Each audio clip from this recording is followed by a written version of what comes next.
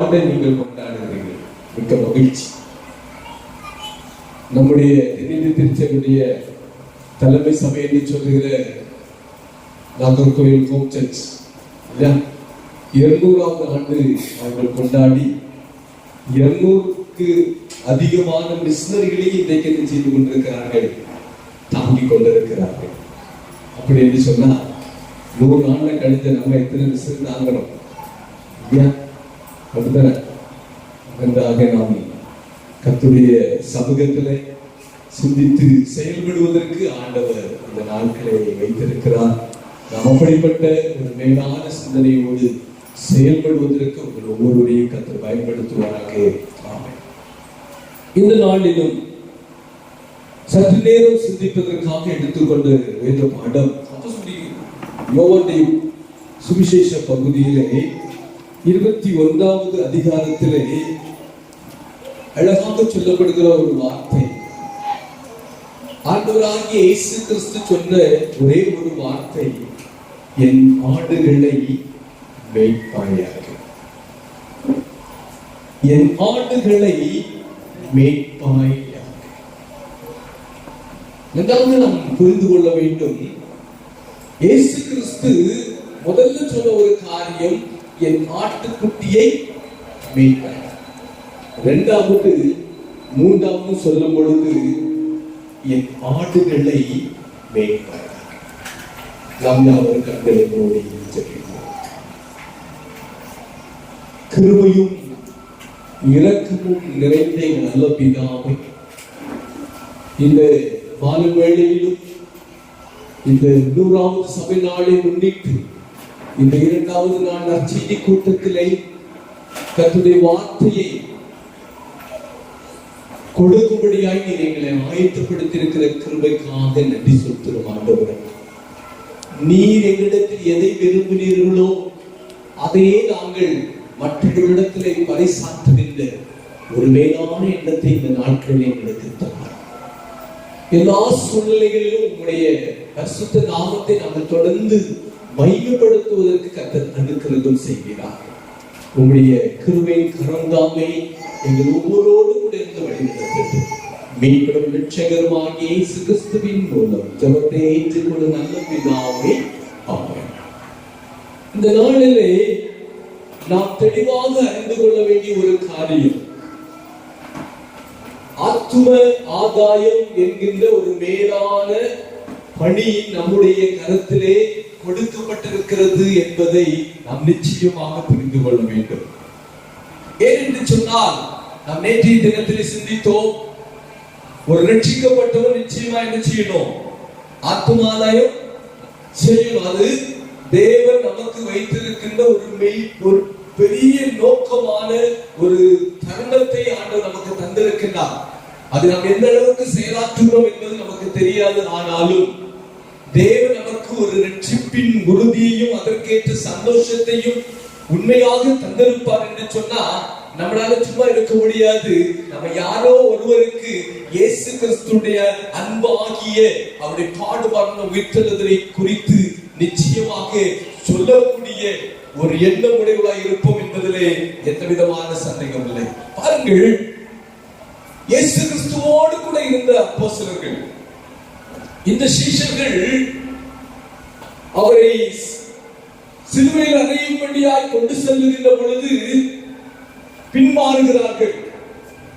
பின்மாற்றம் அடைந்த பொழுதும் மறுபடியும் அவர்களை அவர் அழைத்து வந்து அவரிடத்திலே அவர் தெளிவாக சொன்ன ஒரு காரியம்தான் நாம் இன்றைய நாளிலே வாசித்த பகுதியில் இருக்கின்ற 3ஆம் தரிசனம் என்று சொல்லி தெளிவாக உறுதிப்படுத்தப்பட்டிருக்கிற காரியம்.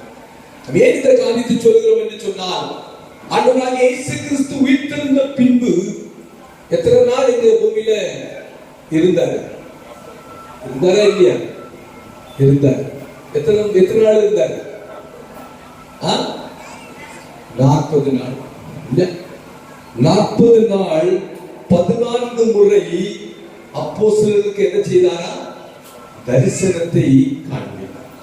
அவர் நல்ல புரிந்து கொள்ள வேண்டும், இன்றைக்கு இந்த 3ஆம் தரிசனத்தில் பேதுருவை கர்த்தர் அழைத்த விதத்தை குறித்த சிந்தனையோடு நாம் இன்றைக்கு நமக்குள்ளாக வைக்கப்பட்டிருக்கிற வாஞ்சையை குறித்த சிந்தை நமக்குள்ளாக வரத்தக்கதாக இந்த நாளிலே கர்த்தர் நம்மை பயன்படுத்துவாராக.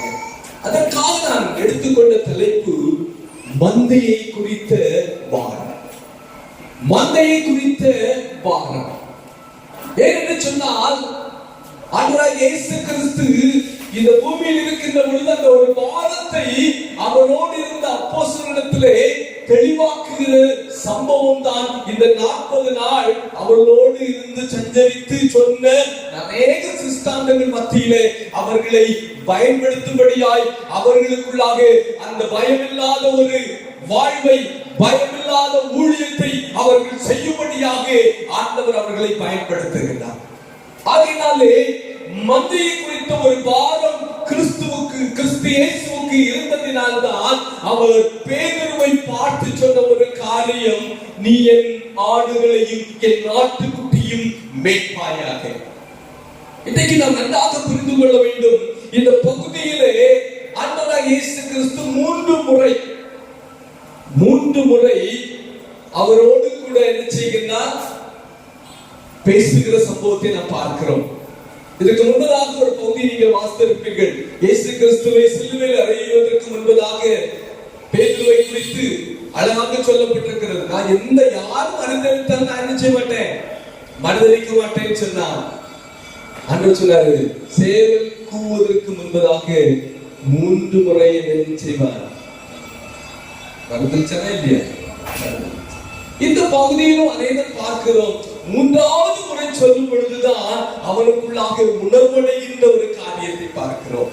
நீங்கள் அப்போஸ்தலர் புத்தகம் 10ஆம் அதிகாரம் 16வது வசனம், அந்த 10ஆம் அதிகாரத்துடைய சம்பவத்தை நீங்கள் வாசிக்கின்ற பொழுது அவர்கள் சபையை ஆண்டவர் அவர் மூலமாக வழிநடத்துவதற்காக அல்லது புறஜாதி மத்தியிலே கிறிஸ்து பிரதிபலிக்க செய்வதற்காக ஆண்டவர் ஒரு துப்பட்டியான ஒரு தரிசனத்தை அவருக்கு காண்பிக்கின்ற பொழுது அதை 2 முறை காண்பிக்கின்றார்.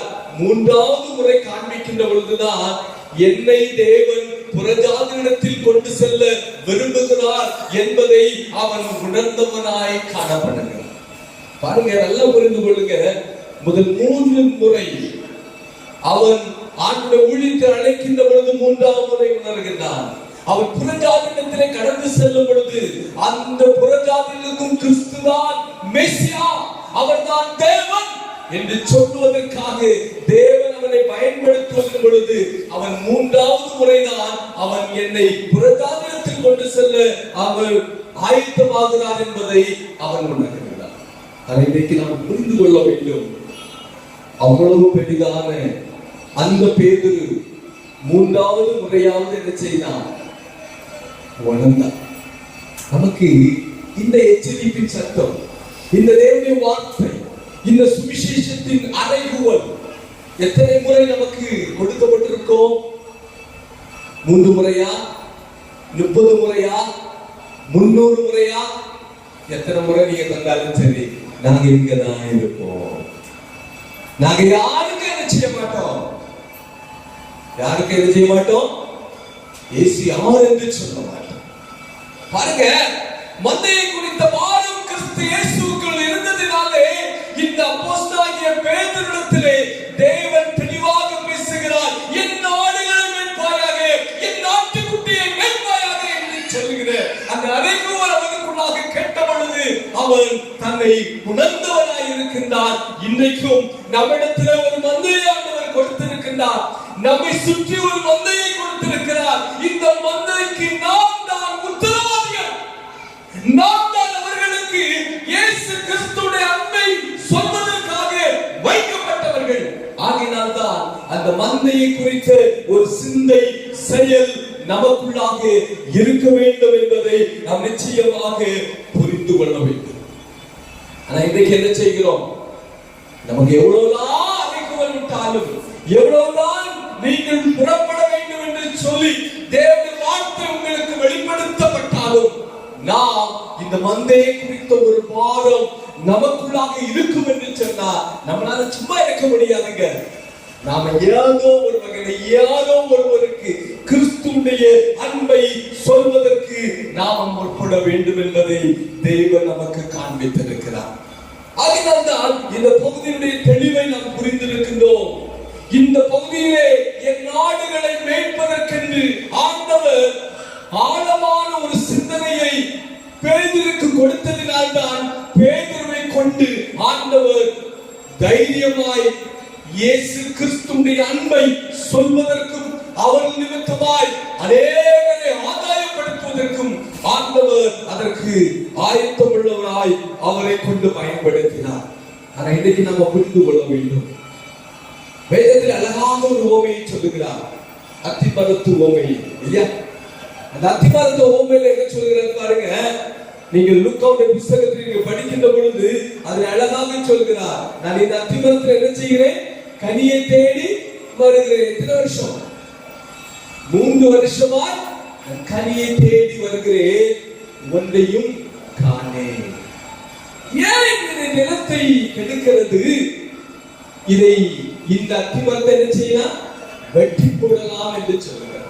ஆனால் தோட்டக்காரர் சொல்லுகிறார், ஆண்டவரே இந்த வருஷமும் இருக்கட்டும் ஐயா, இவைகளை நான் கொத்தி போட்டு நீர் பாய்ச்சுகிறேன், கனி கொடுத்தால் சரி, கனி கொடாத பட்சத்தில் வெட்டி போடலாம் என்று.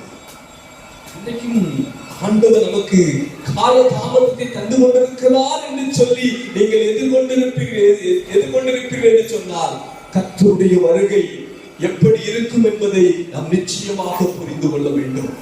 ஆகையால் தான் தேவனுடைய வார்த்தை தெளிவாக எடுத்துரைக்கிற ஒரே காரியம், இன்றைக்கும் ஆண்டவர் தாமதிக்கிறார் என்பதனால காலம் கடந்தாலும் நாம் எப்படியாகிலும் அந்த சூழ்நிலை வரும்பொழுது கடந்து செல்லலாம் என்று எதிர்பார்த்து கொண்டிருந்தோம் என்று சொன்னால் அது நடக்காத ஒன்றாக காணப்படும். ஆகையினால் தான் காலத்தை பிரயோஜனப்படுத்திக் கொள்ளுங்கள். இன்றைக்கு ஆண்டவர் நமக்கு கொடுத்திருக்கிற இந்த இரட்சணிய நாளிலே தேவனுடைய அன்பை சொல்வதற்கு, மந்தையை மேய்ப்பதற்கு அந்த வாழ்வுள்ள இருதயத்தை கண்டு தேடிக் கொண்டிருக்கிறார். ஆனால் அந்த தேடுதலுக்கு உரியவர்களாய் நாம் இருக்கிறோமா என்பதை சற்று சிந்தித்து பார்க்க வேண்டும். ஏன்னா மந்தையை என்ன செய்யணும், குளறுபடி பண்ணுவதற்கு அல்லது மந்தையை தப்ப விடுவதற்கு அல்லது மந்தைக்குள்ளாக மாறுபாடான உபதேசத்தை கொண்டு வருவதற்கு பல ஓநாய்கள் கடந்து வந்து கொண்டிருக்கிறது. ஆகையால் தான் நமக்கு அந்த வாரத்தை ஆண்டவர் தந்திருக்கிறார். அந்த வாரத்திற்கு உரியவர்களாய் நாம் நிற்பதற்காகவே தேவன் இந்த நாட்களிலே நம்மை அழைத்து வைத்திருக்கிறார் என்பதை நாம் நிச்சயமாக புரிந்து கொள்ள வேண்டும். ஆகையால் தான் ஆண்டவர் தெளிவாக சொல்லுகிற காரியம், மந்தையை குறித்து நீங்கள் எச்சரிக்கையாய் இருங்கள். காலம் கடைசி, கர்த்தருடைய வருகையும் விரைவில் இருக்கிறதற்கான அடையாளங்கள் நாம் அநேகம் பார்த்துக் கொண்டிருக்கிறோம். ஆனால் நாம் அவர்களுக்கு இயேசு கிறிஸ்துவின் அன்பை சொல்வதற்கு நாம் எந்த வகையிலே செயலாற்றிக் கொண்டிருக்கிறோம் என்பதை குறித்த நோக்கம் நமக்குள்ளாக கடந்து வர வேண்டும். பாருங்கள், இந்த பேதுரு தன்னுடைய வாழ்க்கையிலே கிறிஸ்து இயேசுவை தன் வாழ்விலே ஏற்றுக்கொண்டது நிமித்தமாய் அவன் இஸ்ரவேல் ஜனங்களுக்கு முன்பதாக தைரியமாய் எடுத்துரைக்கிற ஒரே ஒரு காரியம், நீங்கள் சிலுவையில் ஆணியறிந்து கொண்ட இயேசுவை தேவனும் ஆண்டவரும் ஆக்கினார் என்று சொல்லி தைரியமாய் பிரசங்கித்தார். ஆகையினாலே 3000 பேர் என்ன செய்யப்பட்டாங்க, ரட்சிக்கப்பட்டாங்க. 5000 பேர் ரட்சிக்கப்பட்டாங்க. அநேகர் ரட்சிக்கப்பட்டாங்க. இதற்கெல்லாம் அவர் சொன்ன ஒரே ஒரு காரியம், சுவிசேஷத்தை அவர்களுக்குள்ளாக ஆழமாய் ஸ்திரமாய் உறுதியாய் அவர்களுக்குள்ளாக கொடுத்ததினாலே இன்றைக்கு ஆண்டவர் இதைதான் விரும்புகிறார். உங்களுக்குள்ளாக அந்த சுவிசேஷம் பிரஸ்தாபப்படுத்தப்பட வேண்டும் என்று சொல்லி சபை பெருகுகிறது. அதன் மூலமாக அந்த சபைக்குள்ளாக ஒன்றிணைந்த ஒரு வாழ்வு காணப்படுகிறது, ஒன்றிணைந்த ஐக்கியம் காணப்படுகிறது. ஆனால் அந்த சபையானது என்ன செய்யப்பட்டது பாருங்க. அப்போஸ்தலர் புத்தகத்தை நீங்க படிச்சு பார்க்கணும் என்று சொன்னால் 8ஆம் அதிகாரத்திலே 4வது வசனத்தை நீங்க தெளிவாக அறிந்து கொள்ள வேண்டும். அப்போஸ்தலர் தவிர எல்லா தேவ பக்தி உள்ளவர்களும் என்ன செய்யப்பட்டார்களா? சிதறடிக்கப்பட்டார். ஸ்தேவான் சுவிசேஷத்தின் நிமித்தமா சிதறடிக்கப்படுறாங்க. ஆனா சிதறடிக்கப்பட்டவங்கன்னா நாம என்ன செய்வோம்? ஐயா இனி இவரை பற்றி பேசினா பிரச்சனை, அதனால நம்ம என்ன செய்யக்கூடாது, இவரை பற்றி யார்ட்டையும் சொல்லக்கூடாது. நம்ம வேலை உண்டு, நம்ம குடும்பம் உண்டு, நம்ம சுய வாழ்வு உண்டு, சுய காரியத்தை பார்த்துட்டு நம்ம ஆராதிக்க முடிஞ்சா போயில்லைன்னா போவ. அப்படிதான் இன்னைக்கு இருக்கிறாங்க. வேதம் சொல்லுகிறது பாருங்க, அந்த 4வது வசனத்தை வாசிங்க. சிதறி போனவர்கள் எங்கும் தெரிந்து சுவிசேஷ வசனத்தை பிரசங்கித்தார்கள். பாருங்க, சிதறி போனவர்கள் இன்னைக்கு சிதறடிக்கப்பட்டுட்டோம்னா, ஐயோ அப்படி சிதறடிக்க கூட ஒரு சூழல் வரும்னா அந்த இடத்திலே சரணாகதி ஆகிறதுக்கு நம்ம ஆயத்தமா இருக்கணும். ஆனா வேதம் சொல்லுகிறது, சிதறடிக்கப்பட்டவர்கள் எங்கும் தெரிந்து சுவிசேஷ வசனத்தை பிரசங்கித்தார்கள். இதுதான் விசுவாசிகளுடைய பங்கு. அப்போஸ்தலர் எருசலேமில் தான் இருக்கிறாங்க. மற்ற ஜனங்கள் எல்லாரும், தேவ பக்தி உள்ளவர்கள் எல்லாரும், ஆவிக்குரியவர்கள் எல்லாரும் எங்க போறாங்க? ஒவ்வொரு தேசத்துக்கு அனுப்பப்படுறாங்க. அந்த தேசத்திற்கு அனுப்பப்பட்டதுனால அவங்க சும்மா இருக்கிறாங்க, அங்கும் போய் சுவிசேஷத்தை பிரசங்கித்தார். இன்றைக்கு மந்தையில சேரக்கூடாத அநேக ஆடுகள் இன்றைக்கு பாழாகி கொண்டிருக்கிறது. இந்த ஜனங்களை மீட்பதற்கு நம்மையும் கர்த்தர் அழைக்கிறார் என்பதை குறித்த உணர்வு நமக்குள்ளாக கடந்து வர வேண்டிய காலகட்டத்தில் இருக்கிறோம். ஆகையால்தான் அப்போஸ்தலனாகிய பவுல் தன்னுடைய ஊழிய பிரயாணத்திலே அவர் செய்த செயல்கள் எல்லாம் நீங்கள் அறிந்து கொள்ள முடியும். ஏன்னா அவர் ஊழியத்தின் நிமித்தமாய் பட்ட பாடுகள் 2 கொரிந்தியர் புத்தகம் 11ஆம் அதிகாரத்தின் 22 நீங்க வாசித்து பார்க்கல என்று சொன்னால் அவர் எப்படியெல்லாம் பாடுபட்டார் என்று சொல்லி எல்லாவற்றையும் சொல்லிவிட்டு அந்த 26ஆம் வசனத்தில் சொல்லுகிறார், இவைகள் முதலானவைகள் எல்லாம் என்ன செய்யல, நெருக்கல, சபையை குறித்த கவலை என்னை நாள்தோறும் நெருக்குகிறது. சபையை குறித்த கவலை என்னை நாள்தோறும் நெருக்குகிறது. சபையார் இந்த சரீரமாகிய சபையை குறித்த ஒரு பாரம். இன்னைக்கு நமக்கு அந்த சபையை குறித்த பாரம் இல்லை. ஏதோ ஒரு இடத்திலே நம்மை சார்ந்திருக்கிற ஒரு இடத்திலே ஒரு நபர் இருக்கிறார் என்று சொன்னால் அவரும் தேவனுடைய ஆலயம். அந்த ஆலயம் நம் தேவனை ஆராதிக்க வேண்டும் என்று சொல்லுகிற ஒரு நோக்கம் நமக்குள்ளாக கடந்து வரும் என்று சொன்னால் அந்த பாரம் நமக்குள்ளாகவும் கொடுக்கப்பட்டிருக்கிறது. ஆகையால் தான் அப்போஸ்தலனாகிய பவுல் சொல்லுகிறார், இந்த சபையை குறித்த பாரம் எனக்குள்ள என்ன செய்கிறது, நாள்தோறும் காவலை கொள்ள செய்கிறது. இப்ப நாம நல்லா புரிந்து கொள்ள வேண்டும். சரீரமாகி சபையை குறித்த ஒரு பாரம் அவருக்குள்ளாக இருந்தது என்று சொன்னால் இன்றைக்கு நமக்குள்ளாக அப்படிப்பட்ட ஒரு பாரம் காணப்படுகிறதா என்பதை குறித்து நாம் சற்று சிந்தித்து பார்க்க வேண்டும். ஆகையால்தான் அப்போஸ்தலனாகிய பவுல் தைரியமாய் எந்தெந்த பட்டணங்கள் எந்தெந்த கிராமங்கள் என்று சொல்லி எண்ணாதபடிக்கு எல்லா தேசங்களிலும் பட்டணங்களிலும் கிராமங்களிலும் கடந்து சென்று இயேசு கிறிஸ்து யார் என்று சொல்லி அவரை தைரியமாக பிரசங்கித்தது மட்டுமல்ல, அந்த பிரசங்கத்திற்காகவே அவர் எந்தெந்த இடத்திலே எப்படியெல்லாம் தந்திரமாய் கிறிஸ்துவின் அன்பை சொல்ல முடியுமோ அதை தைரியமாக சொல்லி எடுத்துரைத்ததை நாம் வேதத்திலே கண்கூடாக பார்க்க முடிகிறது. ஆகையினாலே நன்றாக புரிந்து கொள்ள வேண்டும், அந்த இயேசுவை சொல்வதற்காக அவர் எடுத்துக்கொண்ட நிறைய வழிகள் இருக்கிறது. அதுல ஒரு வழியை நம்ம புரிந்து கொள்ள வேண்டும். இந்த சுவிசேஷத்தை சொல்வதற்காக நான் மற்றவர்களுக்கு யாரா இருக்கிறேன் என்று சொல்லுகிறார், கடனாளி. கடனாளி என்று சொல்லுகிறாருங்க, கடனாளி என்று சொல்லுகிறார். நீங்க ரோமருடைய புத்தகம் 1ஆம் அதிகாரம், ரோமருடைய புத்தகம் 1ஆம் அதிகாரத்தை நீங்க படிக்கின்ற பொழுது அந்த அந்த புத்தகத்தை அழகாக சொல்லுகிறார் பாருங்க. 14ஆம் வசனத்தை, ரோமர் 1:14, கிரேக்கருக்கும் மற்ற அந்நியர்களுக்கும் ஞானிகளுக்கும் மூடனுக்கும் நான் கடனாளியாய் இருக்கிறேன். கிரேக்கருக்கும் அந்நியருக்கும் மூடருக்கும் ஞானிகளுக்கு நான் யாரா இருக்கிறேன்? கடனாளியா இருக்கிறேன். என்ன கடை வந்து பைசா வந்தாரா? கடன் பெற்று வந்தாரா? அடுத்த வசனம் சொல்ற பாருங்க, ஆகையால் ரோமாவில் இருக்கிற உங்களுக்கும் என்னால் என்ன மற்றும் சுவிசேஷத்தை பிரசங்கிக்க விரும்புகிறேன். சுவிசேஷம் அறிவிக்காத ஒரு கடன்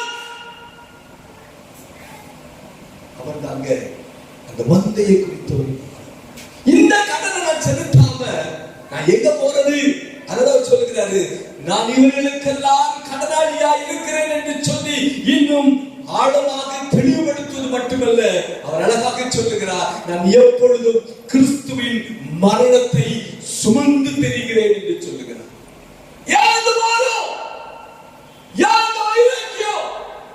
எப்படியாகிலும் ஒரு கூட்ட ஆத்துமாக்களை கிறிஸ்துவுக்கு நேராக வழிநடத்த வேண்டும் என்று சொல்லி அவரே தனக்குள்ளாக கிறிஸ்துவை நான் எப்பொழுதும் சுமந்து திரிகிறேன் என்று சொல்லி ஆழமாக தெளிவுபடுத்துகிறதை நாம் பார்க்க முடிகிறது. அப்போஸ்தலனாகிய பவுலுடைய வாழ்க்கையிலே அவர் சுவிசேஷத்திற்காக செய்த மகத்துவங்களை குறித்து நாம் நிச்சயமாக அறிந்து கொள்ள வேண்டும். கலாத்திய சபையில் அவர் சொல்லுகிற பொழுது ஒரே ஒரு காரியத்தை சொல்லுகிறார், நான் இவர்களை என்ன செய்தேன்?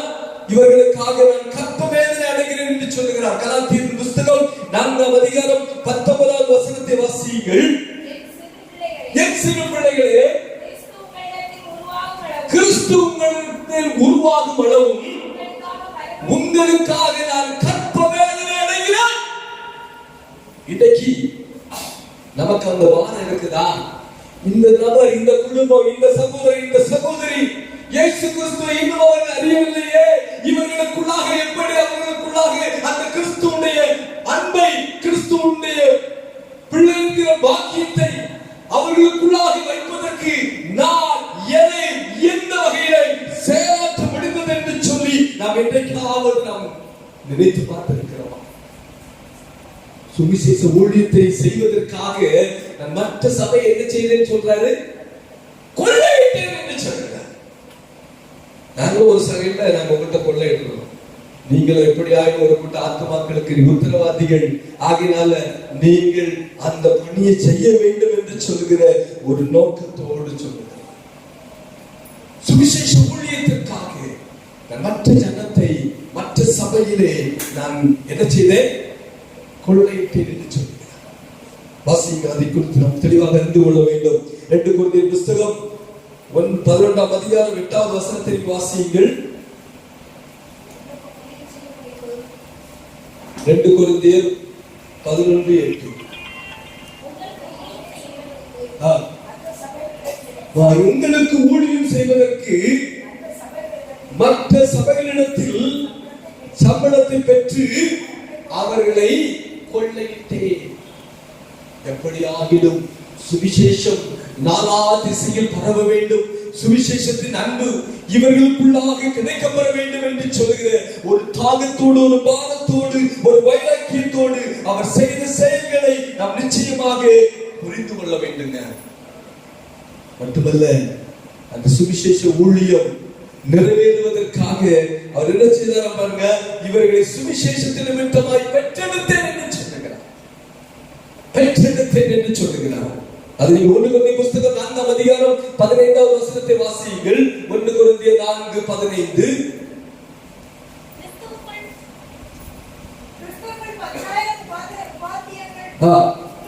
உங்களுக்கு இருந்தாலும்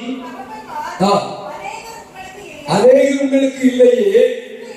கிறிஸ்து இயேசுவுக்குள் சுவிசேஷத்தினால் நான் உங்களை பெற்றேன். சுவிசேஷம் பரவுவதற்காக உங்களை என்ன செய்கிறேன்? அந்த சுவிசேஷத்தின் நிமித்தமாய் நான் உங்களை பெற்றெடுத்தேன் என்று சொல்லி அவர் தெளிவாக எடுத்துரைக்கிறார். ஏன் இன்னைக்கு நமக்குள்ளாக மந்தை குறித்த பாரமில்லை? ஏன் நமக்குள்ளாக சுவிசேஷத்தின் பாரமில்லை? ஏன் நமக்குள்ளாக அழிந்து போகிற ஆத்துமாக்களை குறித்த பாரமில்லை? நமக்கு எல்லாம் இருக்குது. இது குறைந்து போகக்கூடாது என்பதற்காக ஆராதிப்பதல்ல ஆராதனை. முதல் ஆராதனை எது தெரியுமாங்க? என்ன சொல்றாரு? ரோமர் 12:1 சொல்லுகிற பொழுது பரிசுத்தமும் ஜீவ பலியாய் ஒப்பு கொடுப்பதே புத்தியுள்ள ஆராதனை. இன்னைக்கு எப்படிப்பட்ட ஆராதனை செய்கிறோமா? நம்ம ஜீவ பலியாய் ஒப்பு கொடுத்திருப்போம் என்று சொன்னா நம்மளால சும்மா இருக்க முடியாதுங்க.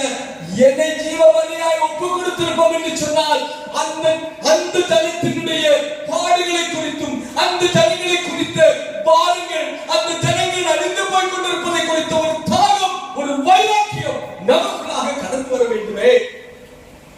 ஏன் நமக்குள்ளாக அந்த தாகம், அந்த சாயல் வெளிப்படாமல் காணப்படுகிறது?